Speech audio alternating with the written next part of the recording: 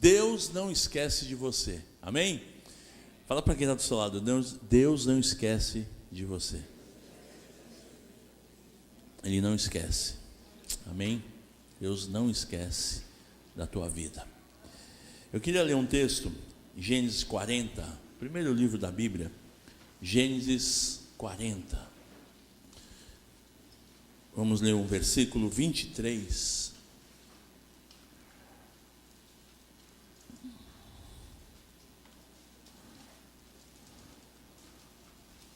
Quem achou diz amém. Quem não achou diz misericórdia. Então acha. Gênesis é fácil, hein? Primeiro livro. Gênesis 40, eu vou ler na nova tradução da linguagem de hoje, talvez um pouco diferente aí da tua. Versículo 23, Gênesis 40, 23. Porém, o chefe dos copeiros não lembrou de José, esqueceu dele completamente. Eu vou ler novamente. Porém, o chefe dos copeiros não lembrou de José, esqueceu dele completamente. Vamos ler o capítulo 41, versículo 1. Gênesis 41, 1. 2 anos completos se passaram. Um dia, o rei do Egito sonhou que estava de pé na beira do rio Nilo. Até aí. 2 anos se passaram. 2 anos completos. 2 anos difíceis. Até que... Vamos orar? Querido Deus e Pai, nós te louvamos e te agradecemos pela tua palavra essa que nos traz instrução, palavra que nos abençoa, palavra que é a tua palavra, Senhor, palavra de Deus. Nós te louvamos por essa noite, pelos louvores que já pudemos entoar ao Senhor. Te louvamos, ó Pai, por esse momento especial da tua palavra, onde o Senhor fala conosco. Através da tua palavra, o Senhor vem falar ao nosso íntimo, aos nossos corações. E o Senhor conhece cada vida, como cada um entrou, as expectativas, as lutas, momento difícil que cada um possa estar passando. E eu peço, Senhor, em nome de Jesus, fala ao nosso coração, que eu possa ser um instrumento do Senhor para a edificação das nossas vidas. Eu dependo de ti, Senhor. Eu te louvo, eu te agradeço, no nome de Jesus, amém. Glória a Deus. Eu me identifico muito com a vida de José. Eu já preguei muitas vezes sobre José. Eu trabalho com adolescentes há mais de 20 anos, adolescentes e jovens, e eu me converti na minha adolescência. Eu tinha 15 anos. Prestes a completar 16, eu me converti em janeiro, em março eu fiz 16 anos. E quando nós lemos as histórias dos homens e mulheres da Bíblia, especialmente pessoas adolescentes, né? Porque a história de José, ela se desenvolve mais ou menos quando ele tinha 17 anos, quando ocorreu toda aquela situação dos irmãos, e aí ele foi para o Egito, e assim por diante. Então eu me identifico muito. E todas as vezes que eu estudo sobre José, eu tenho sido muito abençoado. E é interessante que José, ele foi um homem íntegro e indulgente. Íntegro de caráter, indulgente é uma pessoa que sabe perdoar. E a gente aprende muito com José, com a maneira como ele perdoou os seus irmãos, como ele perdoou aqueles que foram injustos com ele.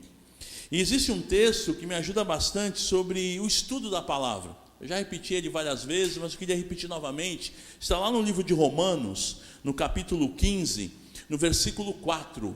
Romanos 15, 4. Porque existem algumas pessoas que questionam o porquê a gente prega o Antigo Testamento, se Jesus, ele veio trazendo o Novo Testamento. Então esse texto me ajuda, porque Jesus foi um dos que pregou muito sobre o Antigo Testamento. Jesus, ele citava sempre o Antigo Testamento. E a história de José como de outros homens, eu faço uma viagem. Eu gosto muito de imaginar naquele local, naquela situação, vivendo o que José viveu. Pensando, né? É lógico que hoje é mais fácil, porque nós sabemos o final, né? Na nossa vida nós não sabemos o que vai acontecer lá na frente, mas quando nós lemos a Bíblia, nós estamos sabendo que no final vai dar tudo certo ou não, né? Vai dar tudo errado. Mas José, ele não sabia o final, mas ele confiava em Deus. Romanos 15:4 diz assim: pois tudo o que foi escrito no passado, foi escrito para nos ensinar, de forma que por meio da perseverança e do bom ânimo, procedentes das Escrituras, mantenhamos a nossa esperança. Então existem duas razões básicas, duas razões para termos a palavra de Deus e as suas lindas histórias no nosso coração, para estudarmos essas lindas histórias. A primeira é para a nossa instrução hoje. Nós vamos estudar sobre a vida de José, que foi lá no passado, muitos anos atrás, mas serve para instruir a nossa vida hoje. Então a primeira coisa é para instruir o hoje. E a segunda é para que a gente tenha esperança no futuro. Esperança que lá na frente o Senhor tem milagres, o Senhor tem bênçãos, o Senhor tem livramento, o Senhor tem direção para as nossas vidas. Em nome de Jesus. Vamos ler de novo Gênesis 41. A gente vai ler bastante esse capítulo. Vamos ler do versículo 9. Gênesis 41, 9. Então disse a Faraó, o copeiro-chefe: lembro-me hoje das minhas ofensas, estando Faraó muito indignado contra os seus servos, e pondo-me sob prisão na casa do comandante da guarda, a mim e ao padeiro-chefe, tivemos um sonho na mesma noite, eu e ele. Sonhamos, e cada sonho com a sua própria significação. Achava-se conosco um jovem hebreu, servo do comandante da guarda, e contamo-lhes os nossos sonhos, e ele nos interpretou, a cada um segundo o seu sonho. E como nos interpretou, assim mesmo se deu. Eu fui restituído ao meu cargo, e o outro foi enforcado. Então Faraó mandou chamar a José, e o fizeram sair à pressa da masmorra. Ele se barbeou, mudou de roupa, e foi apresentar-se a Faraó. Esse lhe disse: tive um sonho, e não há quem o interprete. Ouvi dizer, porém, a teu respeito, que quando ouves um sonho, podes interpretá-lo. Respondeu-lhe José: não está isso em mim, mas Deus dará resposta favorável a Faraó. Então contou Faraó a José: no meu sonho estava eu de pé na margem do Nilo, e eis que subiam dele 7 vacas gordas e formosas à vista, e pastavam no carriçal. Após estas subiam outras vacas, fracas, muito feias à vista e magras. Nunca vi outras assim disformes em toda a terra do Egito. E as vacas magras e ruins comiam as primeiras 7 gordas, e depois de as terem engolido, não davam aparência de as terem devorado, pois o seu aspecto continuava ruim como no princípio. Então acordei. Depois vi em meu sonho que 7 espigas saíam da mesma haste, cheias e boas. Após elas nasceram 7 espigas secas, mirradas e queimadas do vento oriental. As 7 espigas mirradas devoravam as 7 espigas boas. Contei-os aos magos, mas ninguém houve que me interpretasse. Então lhe respondeu José: o sonho de Faraó é apenas um. Deus manifestou a Faraó o que há de fazer. As 7 vacas boas serão 7 anos, as 7 espigas boas também 7 anos. O sonho é um só. As 7 vacas magras e feias, que subiam após as primeiras, serão 7 anos, bem como as 7 espigas mirradas e queimadas do vento oriental, serão 7 anos de fome. Esta é a palavra, como acabo de dizer, a Faraó, que Deus manifestou a Faraó que ele há de fazer. Eis aí, vem 7 anos de grande abundância por toda a terra do Egito. Seguir-se-ão 7 anos de fome, e toda aquela abundância será esquecida na terra do Egito, e a fome consumirá a terra. E não será lembrada a abundância na terra, em vista da fome que seguirá, porque será gravíssima. O sonho de Faraó foi dúplice, porque a coisa é estabelecida por Deus, e Deus se apressa a fazê-la. Agora, pois, escolha a Faraó um homem ajuizado e sábio, e o ponha sobre a terra do Egito. Faça isso, Faraó, e ponha administradores sobre a terra, e tome a 5ª parte dos frutos da terra do Egito, nos 7 anos de fartura. Ajuntem os administradores toda a colheita dos bons anos que virão, recolham cereal debaixo do poder de Faraó, para mantimento nas cidades, e o guardem. Vamos ler o 37 agora, por favor? O conselho foi agradável a Faraó e a todos os seus oficiais. Disse Faraó aos seus oficiais: acharíamos porventura homem como este, em quem há o Espírito de Deus? Depois disse Faraó a José: visto que Deus te fez saber tudo isso, ninguém há tão ajuizado e sábio como tu. Administrarás a minha casa, e a tua palavra obedecerá todo o meu povo. Somente no trono eu serei maior do que tu. Disse mais Faraó a José: vês que te faço autoridade sobre toda a terra do Egito. Então tirou Faraó o seu anel de sinete da mão, e o pôs na mão de José. Fê-lo vestir roupas de linho fino, e lhe pôs ao pescoço um colar de ouro. E fê-lo subir ao seu 2º carro, e clamavam diante dele: inclinai-vos. Desse modo o constituiu sobre toda a terra do Egito. E disse ainda a Faraó a José: eu sou Faraó, contudo, sem a tua ordem, ninguém levantará mão ou pé em toda a terra do Egito. Amém. Amados, 2 longos anos se passaram. 2 anos completos, anos difíceis de passar, monótonos, terríveis. José, ele estava preso, e quando ele conversava ali com o copeiro do rei, e ele pôde falar do sonho, que ele seria liberto, ele pediu para que o copeiro lembrasse dele. Mas diz o texto que ele se esqueceu completamente de José. E ele já estava no Egito como escravo mais ou menos 13 anos. Imagina que ele foi vendido com 17 anos, e agora ele estava com 30. 13 anos da sua vida longe dos seus pais, longe da sua família, sem liberdade. Ele fazia parte de uma família de 12 filhos. Ele era um príncipe de Israel, mas ele se tornou um escravo. 13 anos. E nesses 2 últimos anos, foram longos anos, longos dias, foram 2 anos completos. Parece que a palavra estava dizendo assim, foram anos que demorou para se passar, porque ele estava ali na expectativa.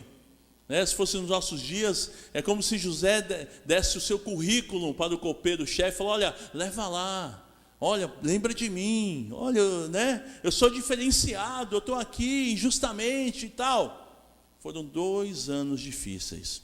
E a história de José é muito interessante, porque primeiro ele foi vendido pelos irmãos, se tornou escravo.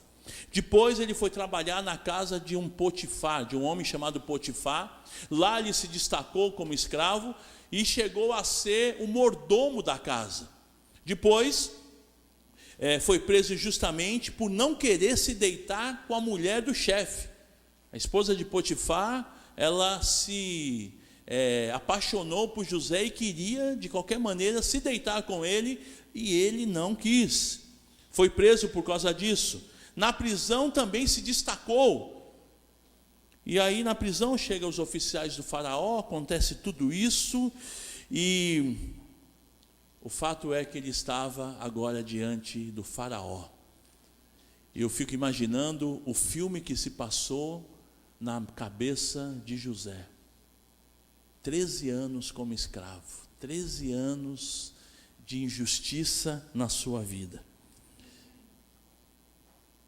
Nós tivemos um período na igreja brasileira, que no dia 15 de novembro, onde se comemora a proclamação da República, um pastor, o pastor Ernesto Tonini, falecido, mas esse homem ele teve uma visão, uma ideia, ele reuniu as lideranças do país, e nesse dia se fazia um jejum e oração pela a nação brasileira. Nos anos 80 e anos 90, todo dia 15 de novembro as igrejas se reuniam.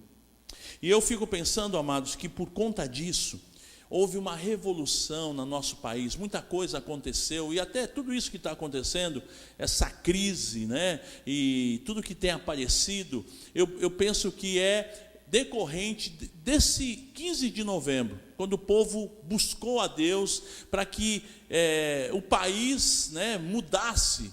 Tantas igrejas, tanta gente se convertendo, eu imagino, tenho convicção que foi por conta disso. E hoje o Brasil vive uma crise muito grande, desempregos, problemas de saúde, sociais, segurança, o que está acontecendo no Rio de Janeiro, no estado de São Paulo também, mas no Rio está uma calamidade. A corrupção e tudo isso veio à tona, porque o povo de Deus orou. Mas nós vivemos uma crise, e eu queria em cima disso, pensar com vocês, conversar um pouquinho sobre isso. O que José fez na crise? 13 anos, longe da família, escravo, vendido, injustamente. Então, o que José fez? Primeira coisa, José era leal a Deus. Independente de toda a injustiça, de tudo que ele estava passando, ele foi leal a Deus, e essa lealdade era a base para todas as coisas na vida de José. No capítulo 39, versículo 8 e 10, diz assim: ele recusou dizendo: escute, o meu dono não precisa se preocupar com nada nessa casa, pois eu estou aqui. Ele me pôs como responsável por tudo que tem. Nesta casa eu mando tanto quanto ele. Aqui eu posso ter o que eu quiser, menos a senhora, pois é a mulher dele. Sendo assim, como poderia eu fazer uma coisa tão imoral e pecar contra Deus? Todos os dias ela insistia que ele fosse para a cama com ela, mas José não concordava e também evitava estar perto dela. José era leal. E me chama a atenção que ele falou: como que eu posso pecar contra Deus? Primeira coisa, meu irmão, se você está enfrentando uma crise, para você passar por ela, primeira coisa, seja leal a Deus como José foi. Seja leal ao Senhor como José foi. Segundo ponto que me chama a atenção, como enfrentar a crise, como José enfrentou a crise. Independente da crise que ele estava vivendo, ele cria em um Deus poderoso. Você pode estar passando por uma crise muito grande, mas creia num Deus que é maior do que qualquer crise. Creia num Deus poderoso, que no seu tempo iria operar os milagres devidos. Creia em Deus, como José creu. Creia. Terceiro ponto, na crise, José não pecou, ele era confiável. Eu estava estudando essa palavra e eu me perguntei: eu sou confiável? Eu sou confiável diante de Deus? Você é confiável? José, ele foi confiável. Ele poderia ter se deitado com a mulher do chefe, ninguém estava vendo, ele estava longe da sua família, ele estava longe do seu pastor, ele estava longe da sua igreja, mas ele era confiável, ele não pecou. Para você enfrentar as crises e ter a bênção do Senhor e ter a vitória, seja confiável, como José foi. Não peque, não peque. Quarto lugar, ele dava toda a honra ao Senhor.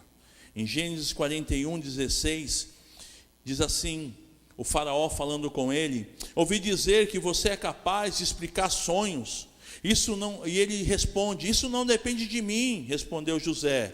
É Deus quem vai dar uma resposta para o bem do Senhor, ó rei. Ele poderia nesse momento, era a hora dele, né? Ele estava diante do faraó. Ele poderia falar: não, eu sou o cara, sou eu mesmo, José, o cara.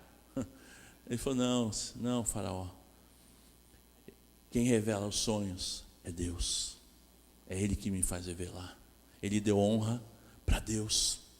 Na crise, não se enrole não, dê a honra a Deus, dê a honra ao Senhor. E foi o que ele fez, ele deu toda a honra a Deus. Diante de uma crise, em quinto lugar, como homem de Deus, ele foi ousado e dirigido por Deus. Quando ele deu aquela opinião a Faraó sobre o que fazer nos 7 anos de abundância. Ele foi chamado ali só para trazer o sonho. O que esse sonho significa? O Faraó ficou muito intrigado. 7 vacas gordas, depois 7 vacas mirradas. E ele ficou muito intrigado, ele queria saber o que significava aquilo. Mas porque ele era um homem de Deus, ele falou com ousadia. E a ousadia dele foi a seguinte: as vacas gordas e vacas magras significa, rei, que eu tenho uma estratégia para o senhor faraó. E a estratégia é o seguinte: serão 7 anos de abundância, e depois virão 7 anos terríveis, e eu sugiro que o Senhor levante um homem, um administrador, para dar conta de tudo isso. Ele usou com uma ousadia, mas porque ele era um homem de Deus, Deus foi dando direção.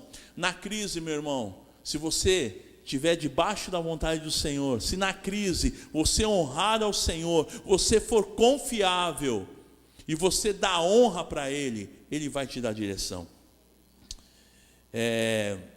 Existe uma explicação muito interessante sobre os anos das vacas gordas e vacas magras, dada pelo professor Dr. Luciano Satter.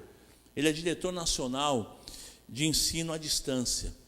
Eu fiz uma faculdade de ensino à distância de administração, e eu estava estudando e me chamou muita atenção essa explicação desse doutor. Ele diz o seguinte: apesar de muitos especialistas afirmarem que o período de uma crise seja 10 anos, o mais correto seria dizer 7 anos, como na Bíblia foi revelado a José por meio dos sonhos de Faraó. Veja bem, um cara que nem crente mas ele dizendo que a crise, de fato, dura 7 anos, não 10, como alguns pregam, mas são 7, porque é de Deus.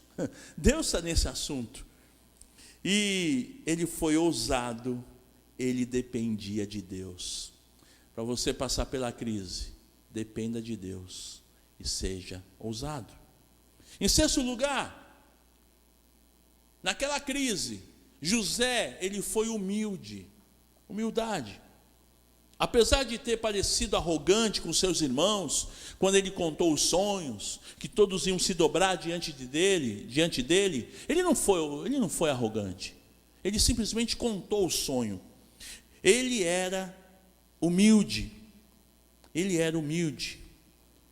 Seja humilde como José foi. Porque eu fico imaginando quando ele foi levantado como administrador, como governador do Egito, que ele poderia: bom, agora eu sou o cara. Cadê o Potifar? Cadê a mulher de Potifar? Agora é a hora de eu me vingar. Agora eu sou o segundo no reino. Mas ele sabia que tudo aquilo quem tinha dado era Deus. Ele era humilde. Seja humilde, meu querido. Na crise, seja humilde. Diz um autor, Charles Schindel, eu gosto muito dos seus escritos, e ele falando sobre José, ele diz que o momento mais difícil na vida de um homem não é o momento quando ele está lá embaixo. Falando de José, o momento mais difícil é quando você está por cima. Porque quando você está embaixo, Quando você está passando uma crise, é que nem aqui na igreja, você está passando uma dificuldade, o camarada vem na igreja todo dia, terça, quinta, vem no culto de sábado dos jovens, vem no domingo, vem até na segunda. Ô irmão, não tem culto hoje, não, eu estou numa crise, eu venho aí, vou fazer alguma coisa, vou ajudar. Mas o problema é quando ele está lá por cima. Essa é a grande tentação. O camarada, ele ora a Deus, ele está passando uma crise, Deus reverte o quadro, e aí ele começa a viver bem, ele compra um carro, ele compra uma casinha lá no interior, uma casa de praia, e agora ele está numa boa, ele está por cima. Esse é o grande perigo. Eu já vi muito irmão andando a pé, servindo a Deus, compra um carrinho, não vem para a igreja porque tem que lavar o carro, tem que cuidar da bênção que Deus deu. O cara compra uma casa do campo, olha, Deus me deu, aleluia, dá testemunho na igreja, aí ele já não vem mais no culto, porque ele tem que cuidar da casa. Deixar na mão de caseiro? Não dá, tem que ir, todo final de semana ele faz uma viagem, e ele passa o final de semana, não busca mais a Deus. Então é interessante, José não, ele era humilde, ele reconhecia que tudo aquilo que estava acontecendo na vida dele, Deus tinha o controle. Em sétimo lugar, a crise estava demorando. Parece que nada estava acontecendo. Nada estava acontecendo na prisão. Naqueles tão monótonos 2 anos, parece que nada acontecia. Aí você está passando uma crise hoje, e parece que nada acontece, as coisas não acontecem, só pioram. Só que na verdade Deus estava trabalhando na vida de José. Estava acontecendo algo, sem que José percebesse ou se envolvesse, ele estava sendo refinado no fogo. Deus estava trabalhando na vida de José, porque ele tinha algo muito maior para ele. Muitas vezes, meu irmão, você está passando por uma crise, por uma dificuldade, Deus não perdeu o controle da tua vida, e você está passando tudo isso porque Ele está preparando algo maior, algo melhor. Mas para que você chegue nesse estágio de algo melhor ou algo maior, você precisa estar preparado. E Deus, Ele estava forjando na vida, no caráter de José. Aquela situação, tudo acontece comigo, perdi o emprego de novo, meu Deus, tudo acontece. Essa é a história do pastor Natalino, que ele conta do Fusca que ele tinha. O Fusca vivia furando pneu, aí ele pegou e vendeu o Fusca, aí pegou o dinheiro, graças a Deus, aí emprestou o dinheiro para o irmão, e o cara nunca mais pagou, já morreu inclusive, e não pagou. E aí um amigo dele chegou e falou assim: pastor Natalino, você vendeu o Fusca, é só comprar um pneu novo, querido. Então a gente está na crise, e no desespero a gente põe tudo a perder. A crise é boa, é difícil estar nela, mas se você faz como José, é humilde, é temente a Deus, dá honra para Ele, Ele está te forjando. Deus não brinca com a gente, viu, meu irmão? Deus não brinca com você. Deus, Ele trabalha na tua vida, Ele te fortalece, Ele te abençoa, porque Ele tem coisas grandes e maiores para você. Louvado seja o nome do Senhor. Ele estava sendo refinado como ouro. José estava sendo moldado para a grandeza. Alguns exemplos na Bíblia: Abraão esperou pelo nascimento de Isaac muitos anos. Ele já não tinha condições, humanamente falando, nem ele, nem a Sara, a sua esposa, de ter filhos, mas ele esperou muitos anos. Moisés só liderou o povo para a saída do Egito depois de 80 anos. Com 80 anos, mas era o tempo do Senhor. Noé esperou 120 anos pelo dilúvio. 120 anos, tudo bem que ele viveu 600, mas foram 120 anos de espera. Apóstolo Paulo, depois que se converteu, ele ficou 3 anos guardado, escondido, porque Deus tinha uma obra muito grande. Antes de começar o seu ministério, foram 3 anos que ele não apareceu, ele estava sendo forjado, preparado. A palavra de Deus em Isaías 64:4 diz assim: porque desde a antiguidade não se ouviu, e nem com os ouvidos se percebeu, e nem com os olhos se viu, um Deus além de ti, que trabalhe para aquele que nele espera. Eu vou repetir o texto. Porque desde a antiguidade não se ouviu, e nem com os ouvidos se percebeu, e nem com os olhos se viu, um Deus além de ti, que trabalhe para aquele que nele espera. Aquilo que o olho não viu, e o ouvido não ouviu, e não desceu no coração do homem, é o que Deus tem preparado para aqueles que o amam. Louvado seja o nome de Deus. Deus trabalha por aqueles que nele esperam. Deus trabalha em teu favor. A palavra de Deus diz que Deus amou o mundo de tal forma, de tal maneira foi o amor de Deus por você, que ele deu Jesus, seu único filho, para que todo aquele que nele crê não pereça, mas tenha a vida eterna. E eu queria terminar falando o seguinte: o Senhor, ele não perde o controle da nossa vida. O Senhor não perde o controle da tua vida. Deus não perdeu o controle da vida de José. O Brasil pode estar em crise, e está mesmo, mas o céu não tem crise. O céu não está em crise. E você não precisa estar em crise. Confia no Senhor, como José. Vamos orar? Feche teus olhos.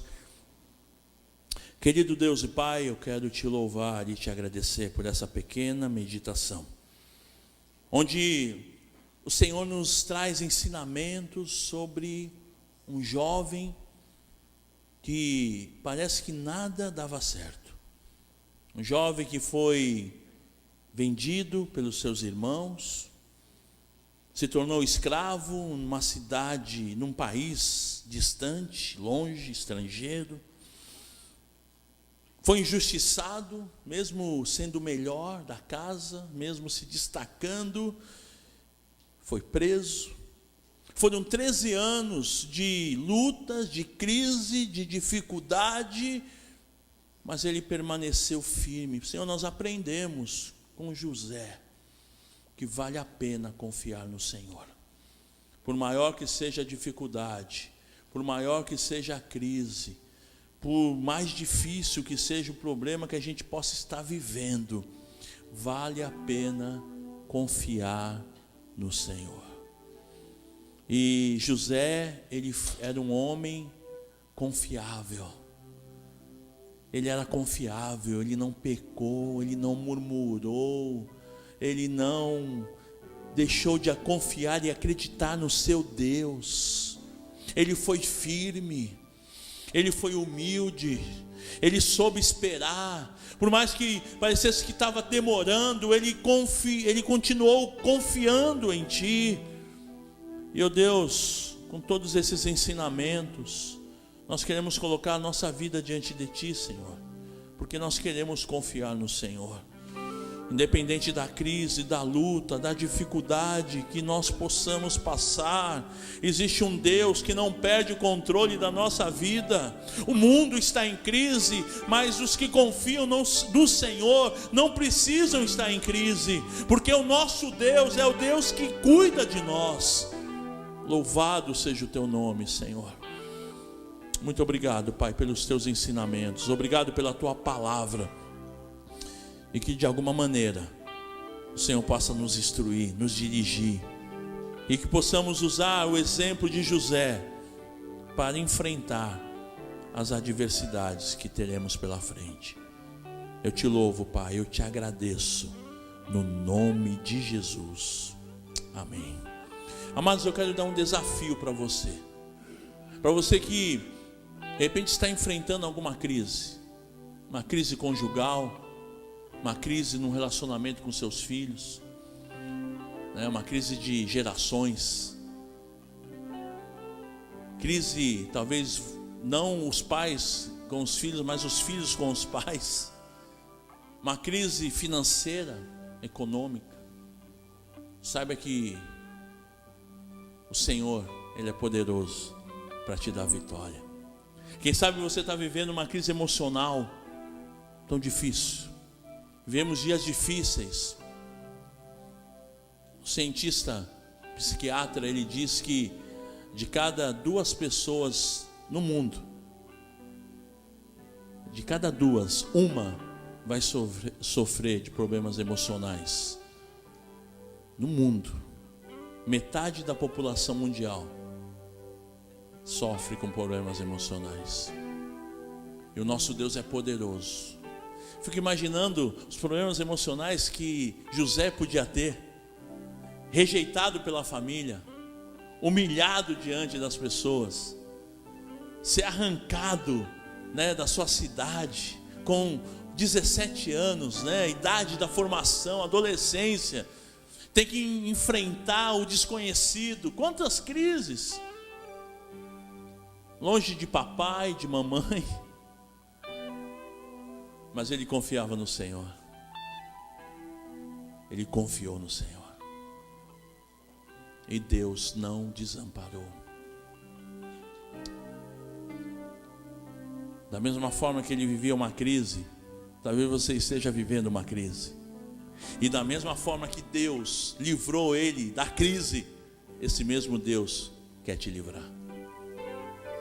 E o meu desafio é: você está disposto a pagar o preço, como José?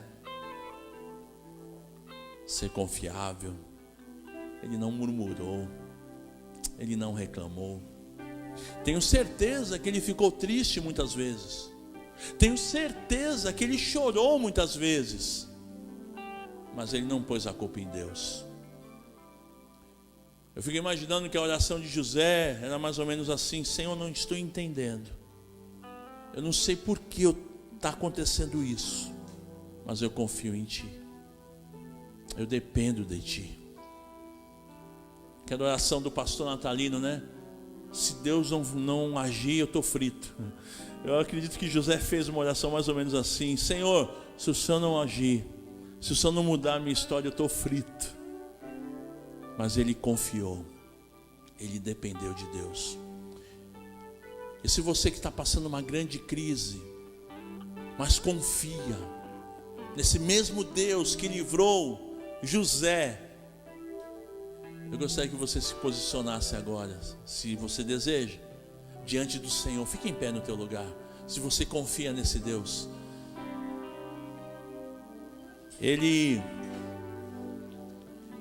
era leal a Deus, ele cria num Deus poderoso, ele não pecou porque ele era confiável, ele dava toda a honra a Deus, ele era humilde. E mesmo que a crise estava demorando, ele não desistiu de confiar no Senhor. Você que está de pé, repete uma oração comigo. Diga assim: querido Deus e Pai, ao ouvir a Tua palavra, eu sou desafiado a confiar em Ti, como José confiou. Eu quero ser, como José, confiável, humilde. Eu quero ser um homem, uma mulher de Deus, confiando no Senhor.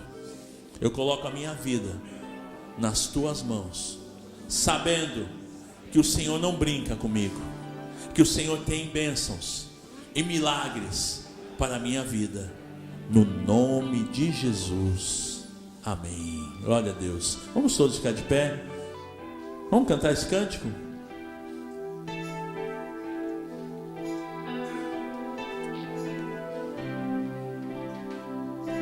Nosso Deus é grande.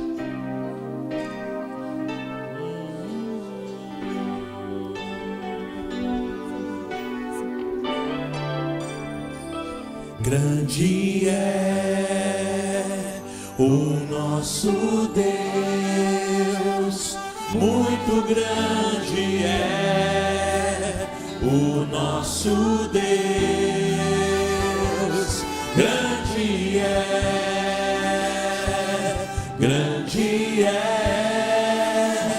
o nosso Deus.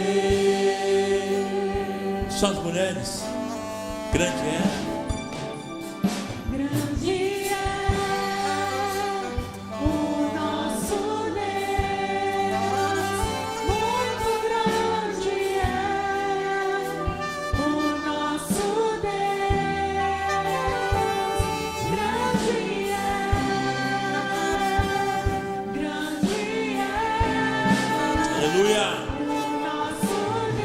Agora os homens, declara isso, as mulheres, louva o Senhor. Grande é o nosso Deus, muito grande é o nosso Deus, grande é